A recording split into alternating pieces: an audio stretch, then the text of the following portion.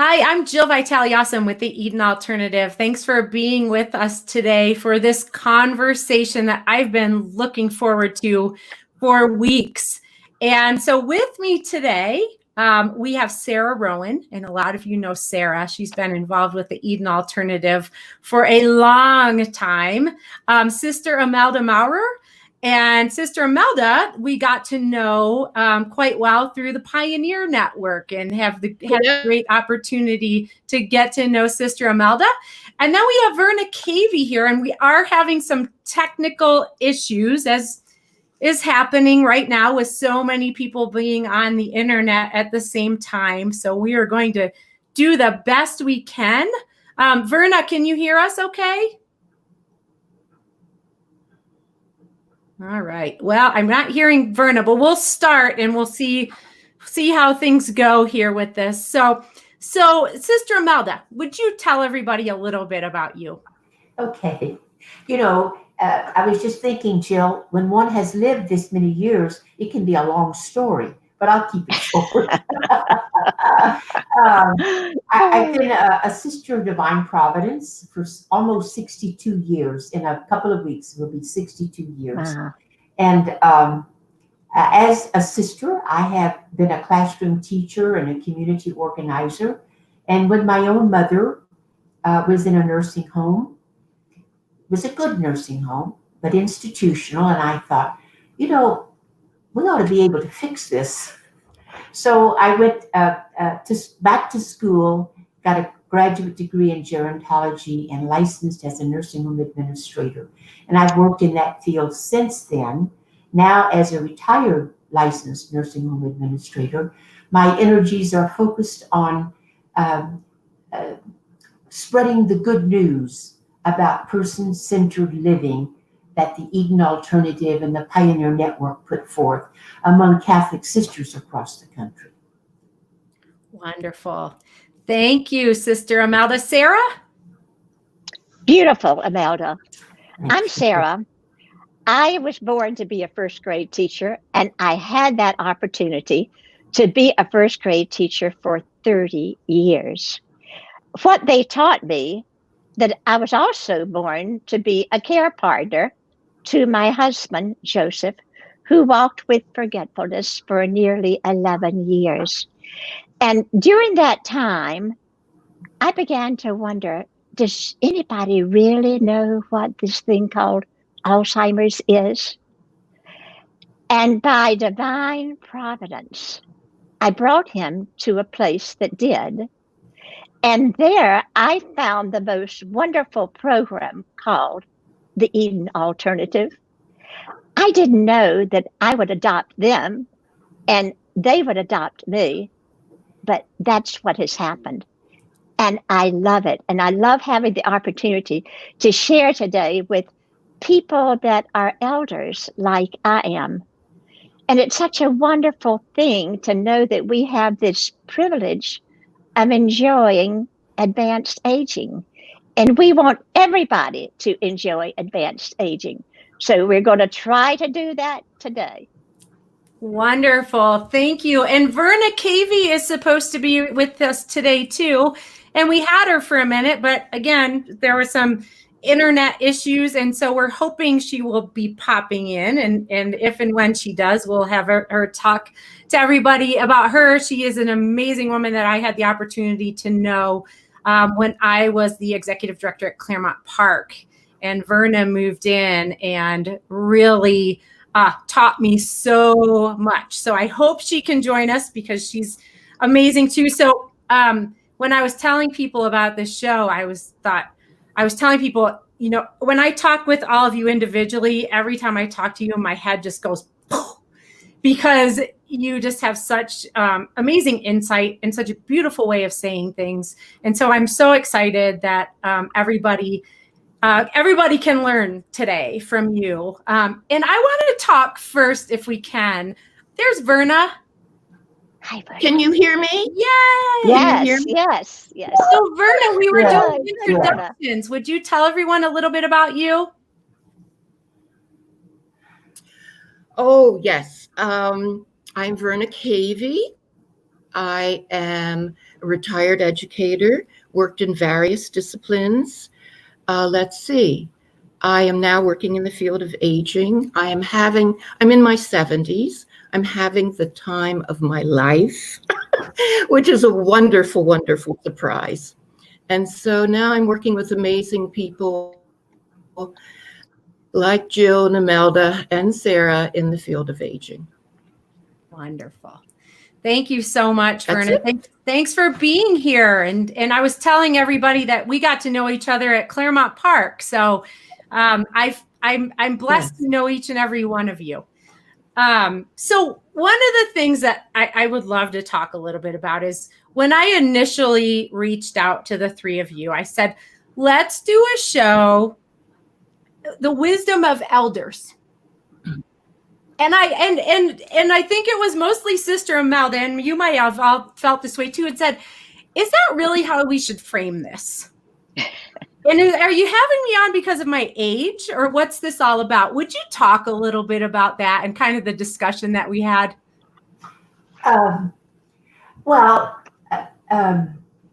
My first response was, how am I being categorized? I felt categorized. And I know that elder is a respected term in the Eden alternative culture, but it was the second experience in less than a month where I had been introduced as an elder. And I thought, I'm so much more. And by that I meant I'm so much more than what someone would think if they hear an 81-year-old person. So when I talked to you, Jill, right away, you agreed that that term might be problematic because it categorizes by age. And I do know that when it was first initiated in the Eden alternative culture, it had only the positive meanings of that term. But I just was questioning, we've learned so much more about aging, and maybe we need to find another word. Yeah, and so thank you for sharing that. And as I said, every time I talk with any one of you, I learn something. And so that was an aha moment for me. Even in the Eden alternative, we don't use the term elder, just based on age. It's about people who can help us learn, help us grow, and who wants to be categorized. So it's kind of an interesting, I don't know, Verna or Sarah, do you want to weigh in on that? Well, I do in a way, because I think whoever you are, wherever you are, and whether we like it or not, we're making the human journey. And we're hoping that this journey ends, hopefully, in advanced elderhood. So I think it's such a singular thing that we've lived to appreciate and to understand and to know. So I don't know that I have any more wisdom, but I'm so glad that I've reached this esteemed state of elderhood. And when you think about it, from the first breath to the last whisper, that's what the journey is. Who would have ever thought that all four of us would be here today speaking about elderhood? Because, Jill, you're the only exception that's just a kid. See, the rest of us are approaching this, and it's a great thing, I think. Thank you, Sarah. Verna, anything you want to say about that? Well, the only thing that comes to mind is I worked with Andrew Stewart, who's over at University of Denver, and he's doing intergenerational research.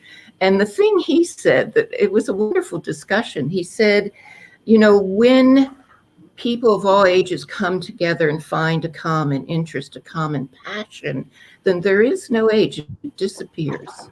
There is only that common passion. And I thought that was very interesting.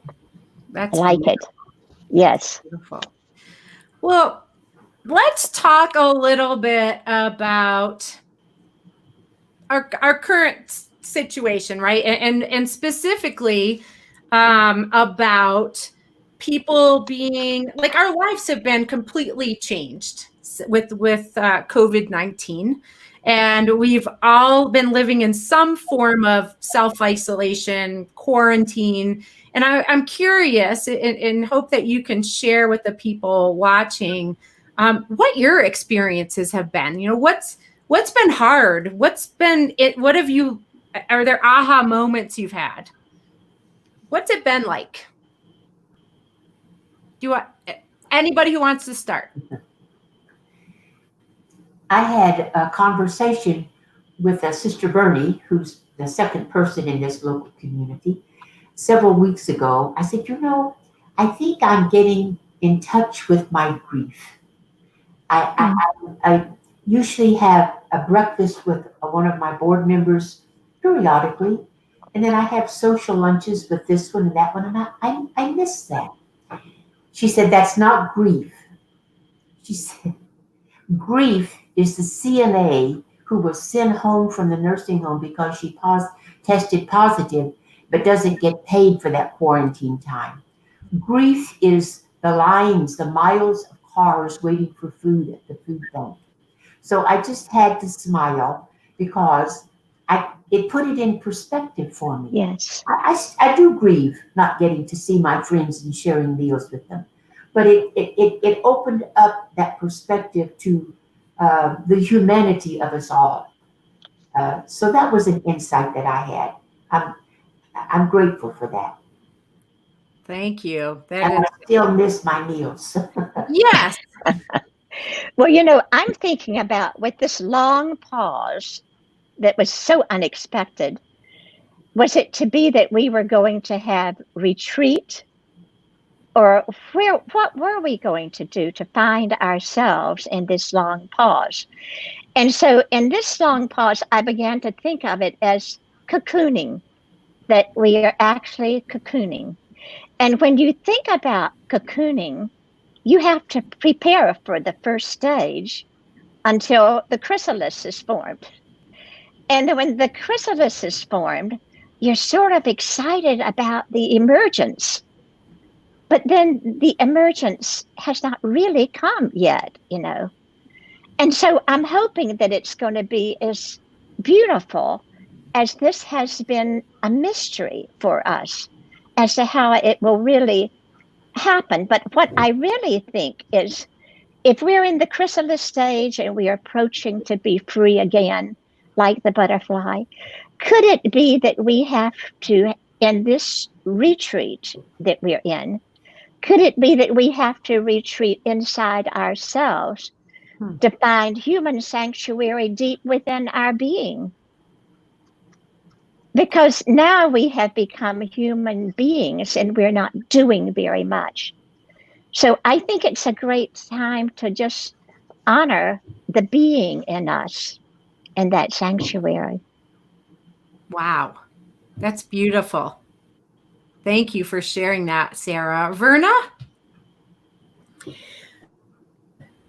It's been a push-pull, peaks of joy and terrible loss. I've lost friends and neighbors from COVID. And at the same time, my work is more meaningful than ever, and engaging with amazing people, working not just in aging, but dealing with COVID as well. And first I thought they were in opposition to each other, this up and down, up and down. And then I realized they're not. They're really working in conjunction with each other. For each friend I lose, I cherish the people around me who are still with me. They're precious. And at the same time, while I work, I'm more motivated to do the work. It has more meaning. And so it's all interconnected somehow. And I'm trying to make sense of it.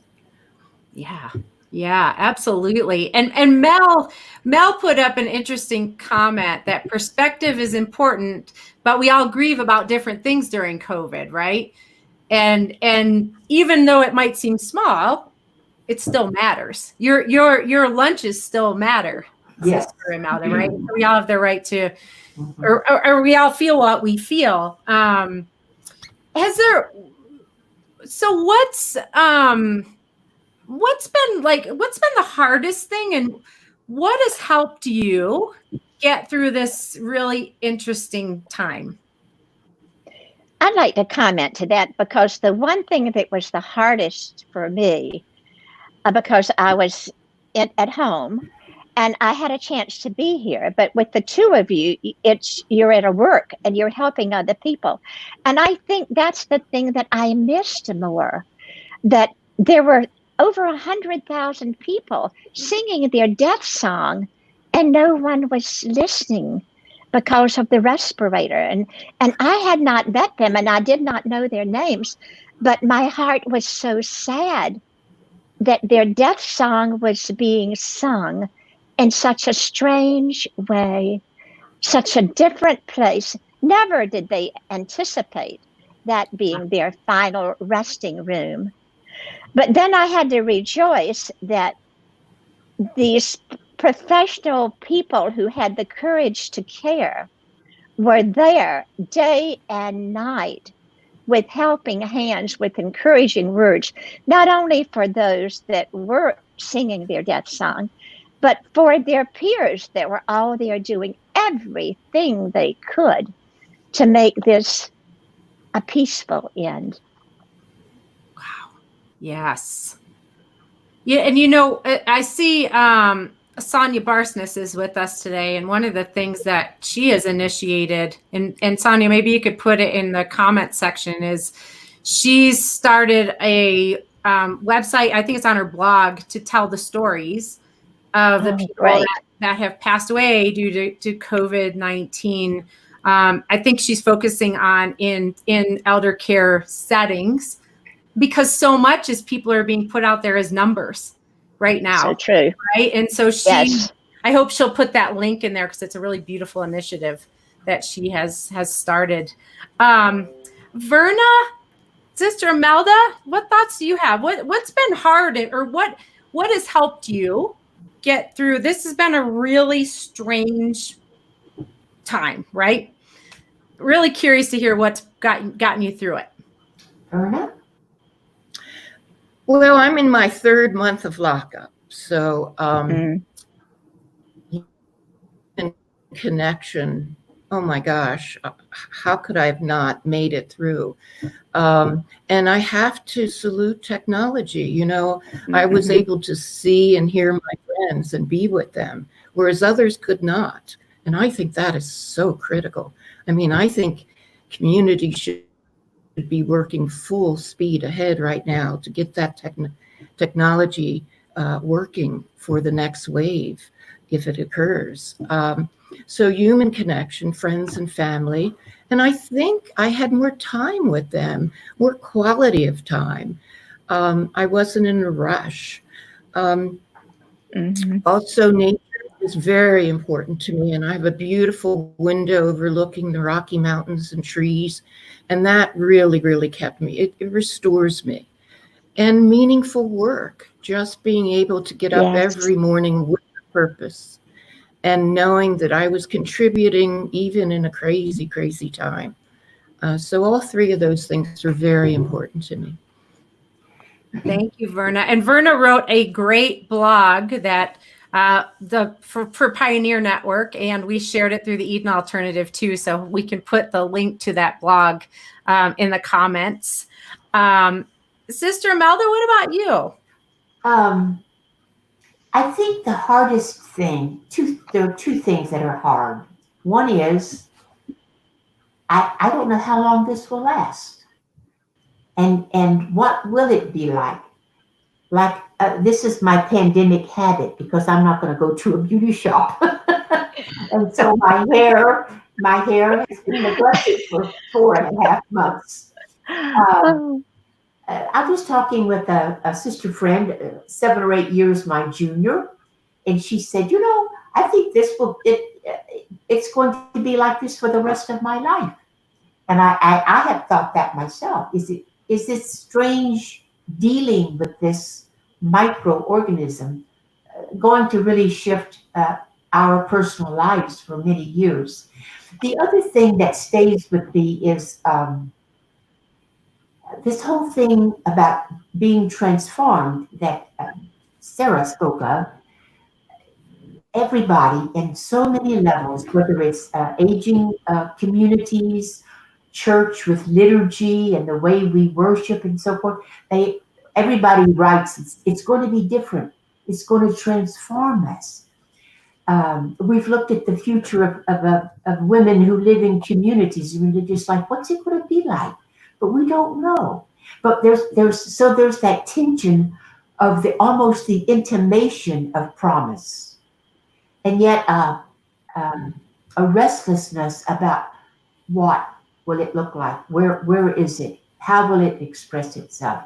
So it's a time of what someone said, holy disquietude. Beautiful. Beautiful.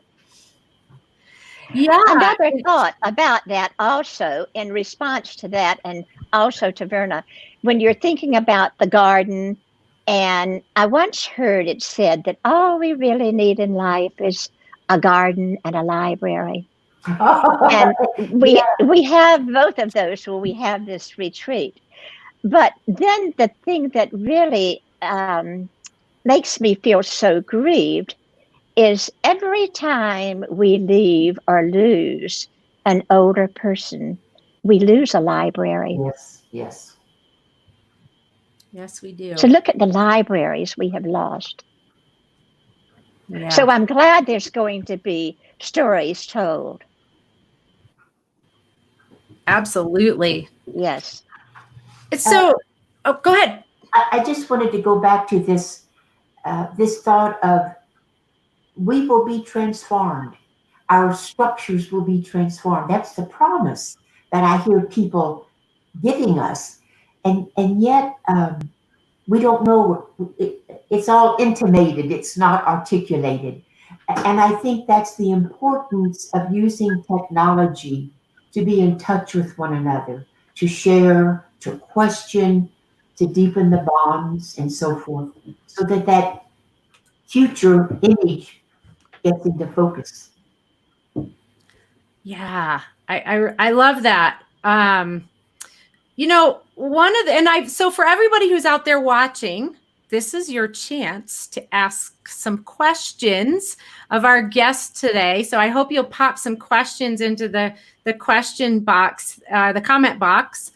And while we're waiting for that, one of the things that's been interesting is that really age has been at the forefront of the conversation, right? Because COVID-19 it is more likely to cause more adverse outcomes the older that we are. And kind of, if you're over age 60, you're at risk, and this is what you should do. So how does that feel? What are your thoughts and beliefs about aging? What are you getting from this? Our country's focusing and we can talk about this also, we're also focusing on racial inequity right now too. And with the pandemic, it's all been about how old you are and how much that matters right now. Thoughts on that? If I could, Jill, something hit me very powerfully. I've been listening about aging for years and learning a great deal, ageism, I should say. And I talked to my sister the other day, and she's 12 years younger, about to retire. And she said to me, Verna, I'm going to just let my hair go gray, just enjoy myself in my retirement. And then she came back to me and said, I've changed my mind. And she said, because I've decided that if I'm lying on a gurney and they see my gray hair, then they won't know who I am. And it broke my heart. This is a woman who is a critical member of her family, a master teacher, an important member in her community. And she was saying to me that her life could be dismissed because she had gray hair. And I think that's when ageism really hit me. Really, for the first time, that we have to talk about this. And I hear people all the time say to me, I'm so afraid to grow old. And I think, what have we done in our society to the minds and hearts of people and their spirits when they're afraid to grow old with all of its richness? Oh my gosh. I love that, Verna, and I feel like I have to address it because I'm the only one with the silver hair on the screen I see. I'm With the gray working hair. on mine. I have a little gray, a lot of gray. And I want to tell you, I just love it. It's just the best thing to have gray hair. It opens more doors than I did when I had my natural color hair. But the thing that I want to say about the graying too, or the aging, is suppose we could not wait to get old, just the way my little granddaughter cannot wait to be an adult or to be 16. So I have told my children, I'm afraid, and I apologize in advance, I'm afraid I'm going to live till everybody regrets it. Oh, that's a good goal to have. Live till everyone else regrets it. I want to say something about the gray hair and aging and ageism. Many years ago, when my nieces and nephews were still in single-digit ages, I went to see my sister, whose grandchildren, those children were visiting. And as it turned out, my sister was not home. And so when I approached the door, they weren't sure if it was their grandma or their aunt. So one little boy, about 8, said, "Oh, I knew it wasn't grandma. Her hair is better." So, we had a little talk about gray hair, but it's indicative of how early and ageism creeps in. The social construct that gray hair is not good. Old is not good. Yep. Yeah, I think there's been research that by the time children are like 3, they already have been getting all these ageist messages from cartoons and Disney movies and all of these different places. Mm-hmm. So we have a couple questions from your viewing audience today. Sonia asks, what are your thoughts about balancing the safety of the body and the spirit during this pandemic? Who wants to take that one? It's a great question. Let me just say something, Jill. The assumption is, I don't know what the case is here, but often everyone is assuming that I'm breaking down the windows, that I want to get out, and I'm an introvert. So it's been a wonderful time for me. Mm-hmm. But my friends are not doing too well. So your personality has a lot to do with it. So for me, I've had an amazing time of reflection and solitude and to be still. But for other people, I'll let others speak. It's not that way at all. That's beautiful, Verna. Anything that you want to add on balancing physical safety with the spirit right now? Well, I think for individuals living in communities, in nursing homes, for example, where they can't leave their room, there's been a lot of talk, and it's one of my questions too that Sonia brought up. How do we balance that physical safety, the needs of the body, with the needs of the spirit? And I always think of the line from the Bread and Roses labor song, hearts starve as well as bodies. And there's been some opinion writing, I think, by the trade organizations, Leading Age and the American Healthcare Association, raising those same questions. Where is the place of the elder to speak for himself or herself? What risks are they willing to take? And how should we honor that? So it's the first time we've been in a pandemic, and we may not be doing it very well in that regard. But I think it's a very valid question, because I think it was an Eden Alternative event where an administrator was almost near tears because she saw how the spiritual and psychological isolation was affecting the physical body of the persons that she was serving. So it's a serious issue, I think. Mm-hmm. Sarah, anything you want to add? Well, yes, it's sort of, I want to add this, and I hope I can say it the way I want to say it. When we are in isolation and when we are in desperate isolation, it causes desperation. And it causes the first plague of the Eden Alternative: loneliness, helplessness, and boredom. And when I think about that, it's not only the elders that would experience that. I'm going to show you a beggar's bowl. And this is a beggar's bowl that I love. And sometimes I think we all need a beggar's bowl. And not only do we, but we're too sophisticated.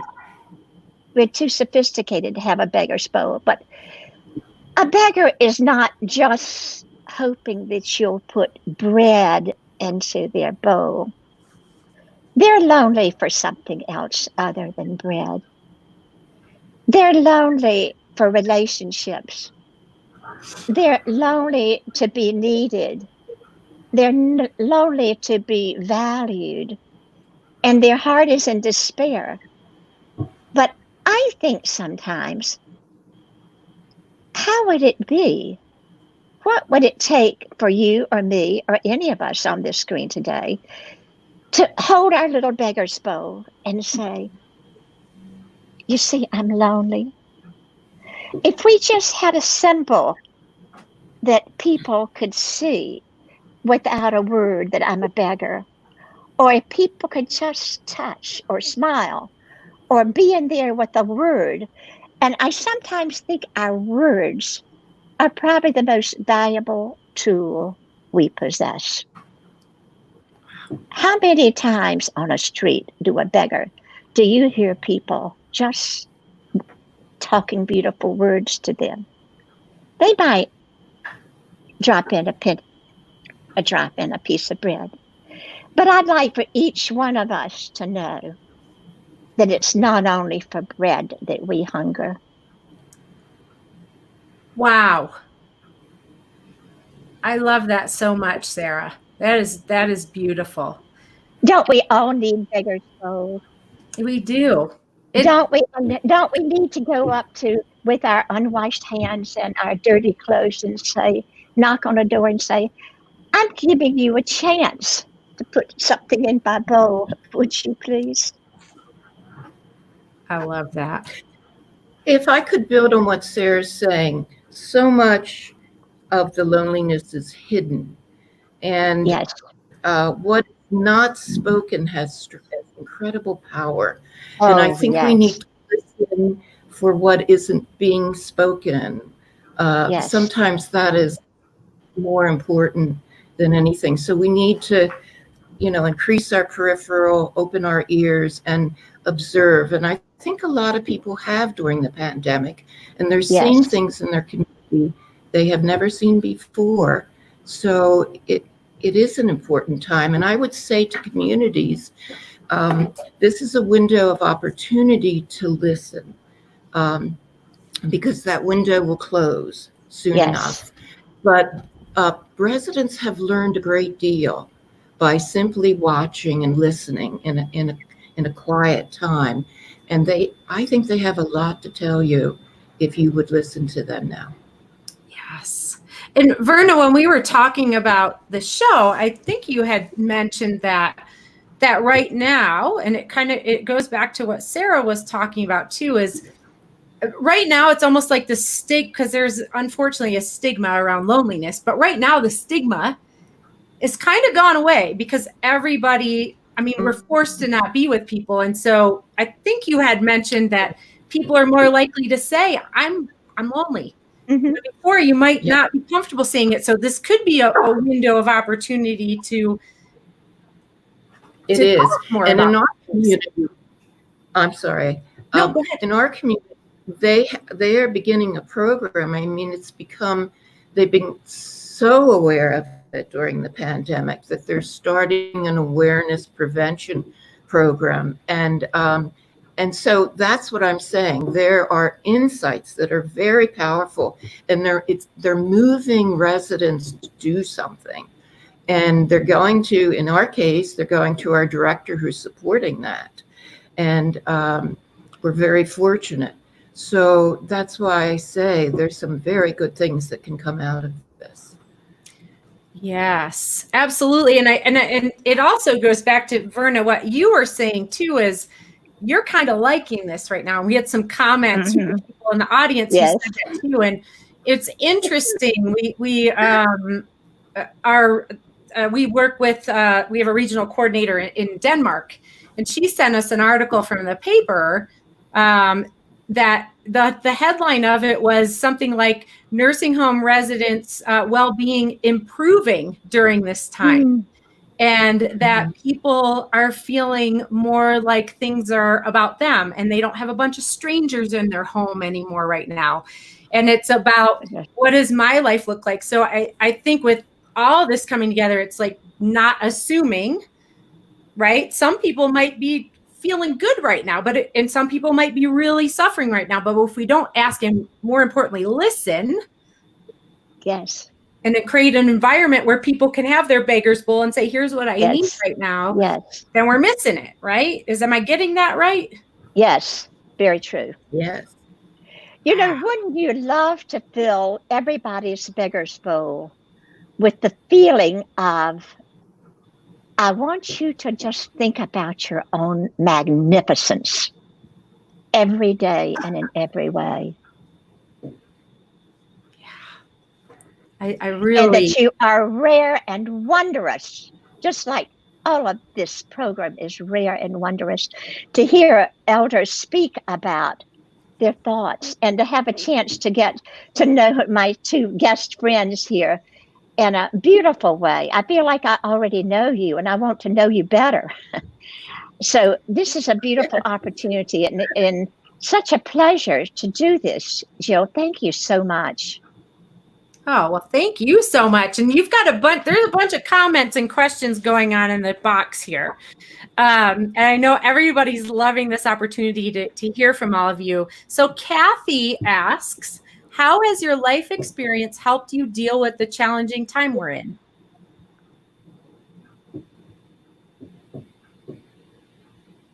Your life experience.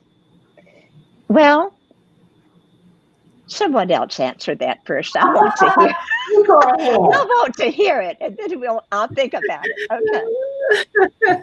Imelda, do you want to say something? Well, the first thing that comes to mind for me is, as I age, I know better who I am, and I understand also that I control my destiny, if that makes sense.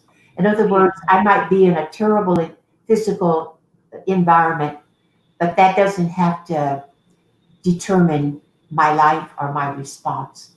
So I think my life experiences have made living through this pandemic easier for those two reasons. I know who I am, and I can shape my responses to the environment.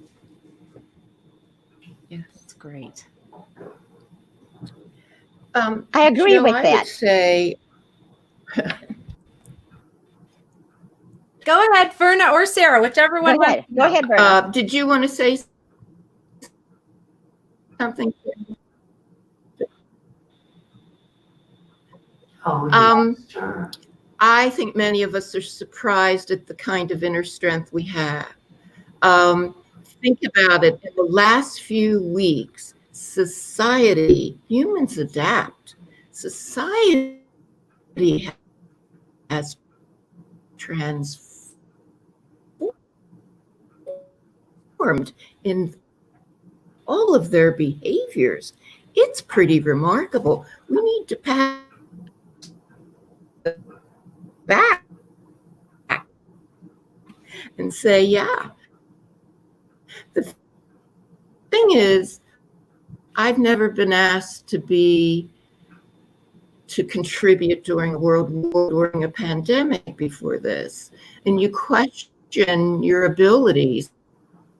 But every build of resistance, some be resistant. And we feel confident that we do have that strength inside of us and that we can tap into that. And many of us have. You just have to believe. So that resilience, Sarah, really, and we can do a lot more than we think. Something?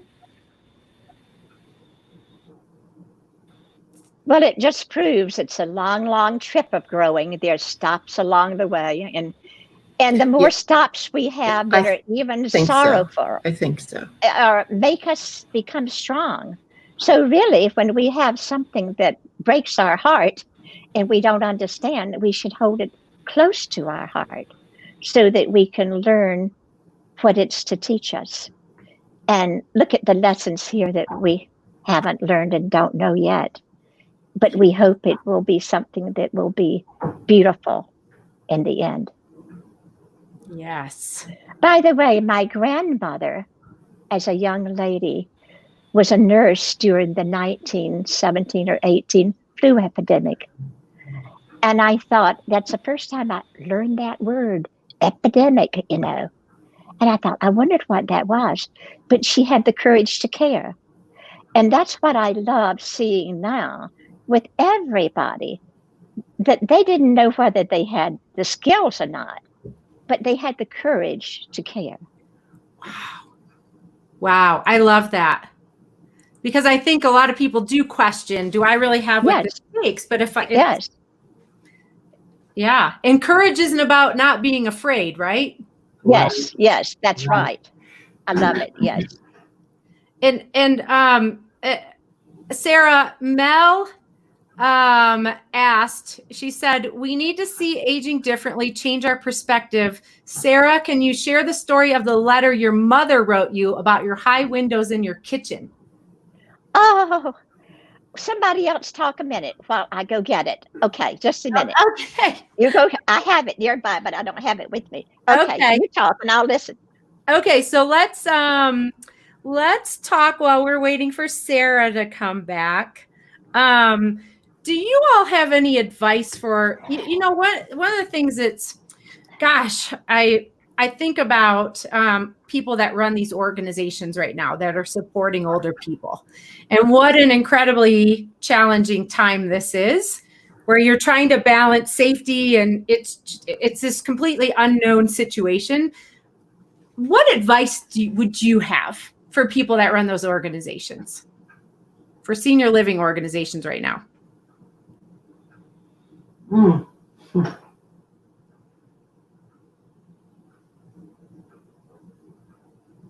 Sister Imelda, do you have any thoughts? We've talked a little bit about it. Yes. One thing that I would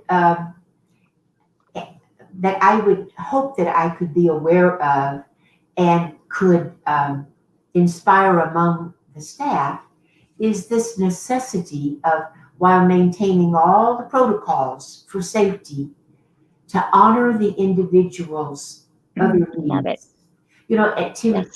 If people, if they could just spend time with the resident, just pop in, those kinds of things.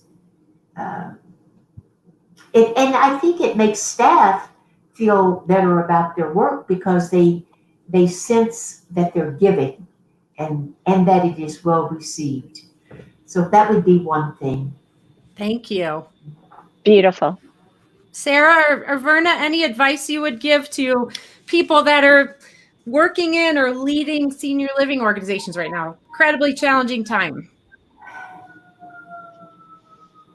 I read something last week, Jill, that I wanted to mention. Roy's, what is it called? The God of Small Things, her book. There was a line in it, which I had never seen before, you might have. And it said, "Ode,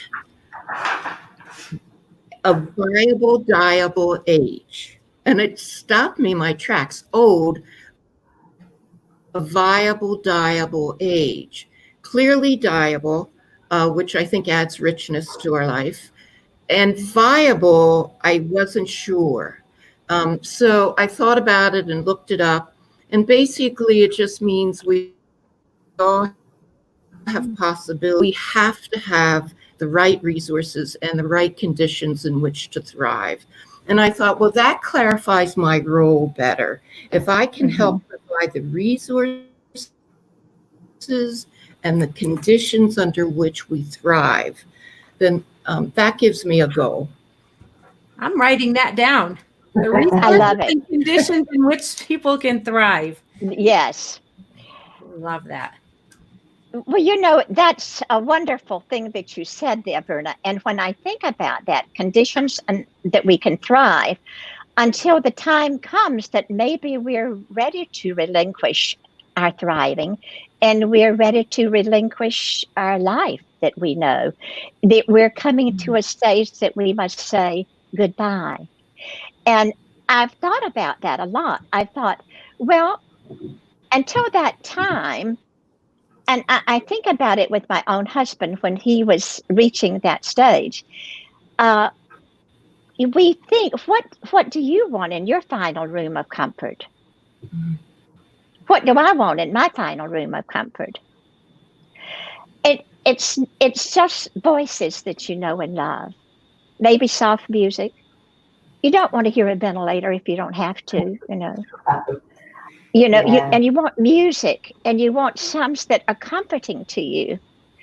And I can remember when it was time for my husband to leave, and he had asked so many times, "Sarah, I want to go home. I'm ready to go home. Where's my home? I want to go home." And my children were there, but he so wanted to go home. And so I said, "Joseph, you're closer to home than you've ever been. Whenever you're ready, you just knock and we'll open the door." And guess what that little frail arm did? It knocked. Wow. It knocked. And we were sort of crying inside because we really did not want him to go home, but we felt we had to give him permission since he'd called for home so much. But there was quietness, and then there was the statement with his eyes wide open, and he said, "How beautiful." Wow. That's what I wish for all of us. Yes. But now, Mel, I will talk to you about the letter that my mother wrote to me. And you can see now, when you thought about life, I've been trying to be just half a good appearance as were given to me. And one time when my mother came to visit me in Ohio, and I was standing in my kitchen and it was filled with colorful bottles that were hers. And I was standing by my sink and I said, "Oh, Mama, I wish my windows were lower so that I could see my garden." She didn't comment. She didn't think that was probably very much gratitude, but she didn't comment. But she went back to her home in North Carolina and she wrote me a letter. "Dear Sarah, a thought for the view from your kitchen windows. I recall we once spoke of their being high. Be glad they are high. Look up, look up, look up. A strange and wonderful new perspective will greet you instead of Earth's problems. You will see sunrises in the morning and the lingering sun rays at night. Birds winging past or building a nest feeding it in your redbud tree. Clouds changing shapes as they coast by. You will grow intimate with treetops, sky, birds, even possibly a little Carolina wren waiting for you to appear. Mine has 4 eggs, and how I love them. Look up, look up, look up. Oh, You will miss the trivial happenings of everyday living, and you will live in the stars. Stand on those tiptoes for the rewards of living. Here is the picture, and here is the letter. wow. Oh, now I know why Mel wanted you to read that. That is beyond beautiful. Thank you. I love it also. And Mel says she has it hanging in her office and she reads it often. Thank you for sharing it. Well, maybe Thank you, you'll Mel. share it with the rest of us. I could use that too. I'm going to do it because my mother would be so pleased that I know you with you, and that we are doing things to make people love their aging and love their life.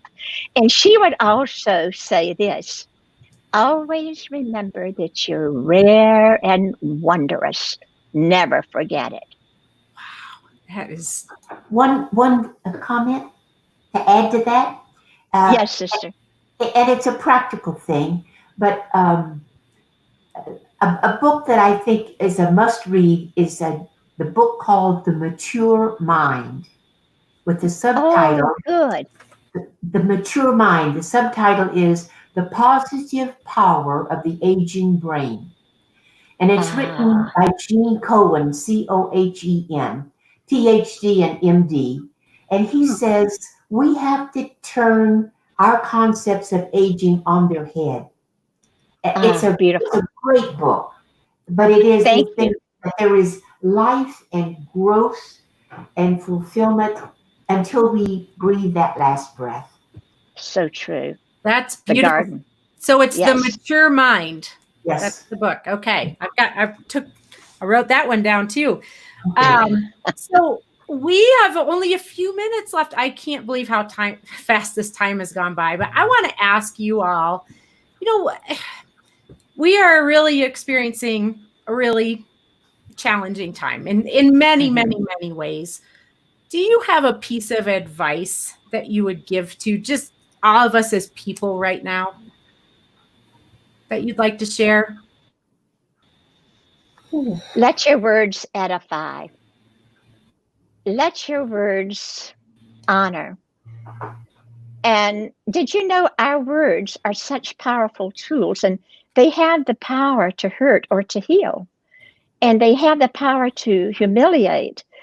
We need to make sure that our words, that we are using them as valuable, valuable gifts to people from our heart, and use them freely with everybody, our words.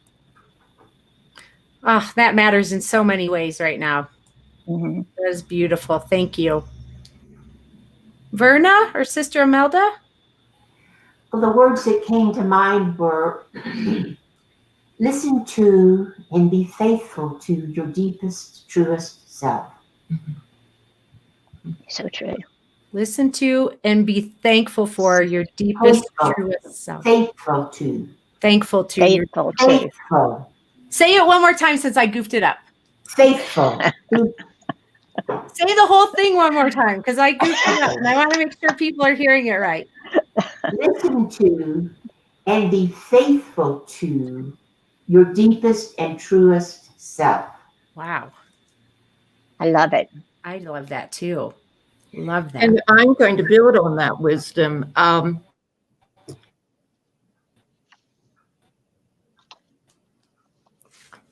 We're waiting. Oh, I think Verna froze up. Oh, no. Oh, no. Your truest self has a voice and it speaks to you. Listen, Oh, beautiful. No. Your truest self has a voice and it speaks to you. And the pen, can you hear me? Yes. Oh, good. And the pandemic taught me not to defer, not to procrastinate. You know, time is now. If you have a voice saying, this is who you are, you're unique, you have gifts, please attend to certain things, then do it. And do it now. Mm. And the world needs our voices right now. Yeah. From our truest self, right? And Sonia says, maybe when we are listening to and faithful to our truest self, we can then see each other. Oh, beautiful. Beautiful. Yes. That's amazing. Was there anything else that you all wanted to say to people today? Mm-mm.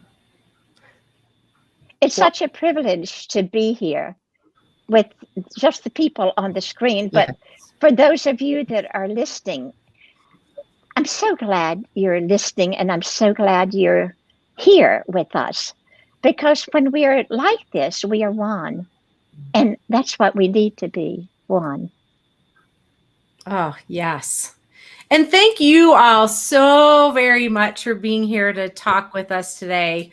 I've loved it so much, and I know that everyone who's watching has as well. And I encourage you to go back on Facebook and look at some of the other comments that we didn't have time to bring up, but there was a big discussion going on based on the things that you all brought up. So thank you from the bottom of my heart for spending an hour almost with us today.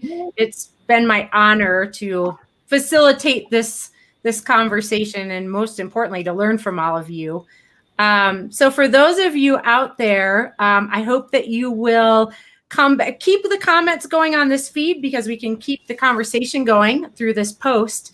And then next Monday, we have Chuck Durrett joining us. And Chuck Durrett is the architect that brought co-housing, the concept of co-housing, to the United States. And we'll be talking about how important community is, especially right now. And one of the things that Chuck has said that I just really love, and he says that co-housing and community is having somebody next door that gives a damn. Right? Yes, I'm yes. sorry to swear in front of, especially you, Sister Imelda, but it's one of his really powerful, very important quotes, right? That it's really about caring about one another and being there for one another. So it's going to be a really interesting conversation with him. So again, thank you, Sister Imelda, Sarah, and Verna, for being here. Thank you. Thank you very much. And thanks for everybody else for joining us today. So we're finished.